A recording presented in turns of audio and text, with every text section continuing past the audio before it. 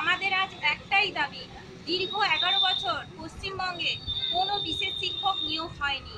আমরা চাইছি অবিলম্বে বিশেষ শিশুদের জন্য বিশেষ শিক্ষক এবং শিক্ষিকা নিয়োগ হোক। অন্যান্য রাজ্যে কিন্তু নিয়োগ হচ্ছে, আমাদের পশ্চিমবঙ্গে একমাত্র দীর্ঘ 11 বছর হয়ে গেল কোনো নিয়োগ হচ্ছে না। 3 ডিসেম্বর সামনেই, আজ 2রা নভেম্বর, সামনেই 3 ডিসেম্বর আসছে বিশ্ব প্রতিবন্ধী দিবস।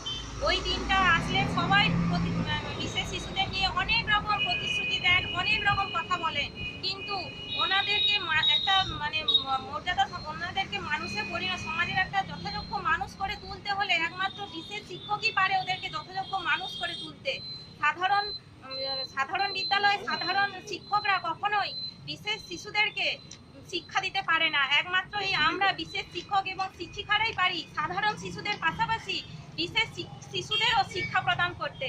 তাই আমরা মাননীয় মুখ্যমন্ত্রী এবং শিক্ষামন্ত্রীর কাছে হাত জোড়ো করে অনুনয় করে আপনাদের কাছে আবেদন রাখছি, আপনারা দ্রুত অতি শীঘ্রই এই ভোটের আগে আমাদেরকে বিশেষ শিক্ষক পদে আমাদেরকে নিয়োগ করুন।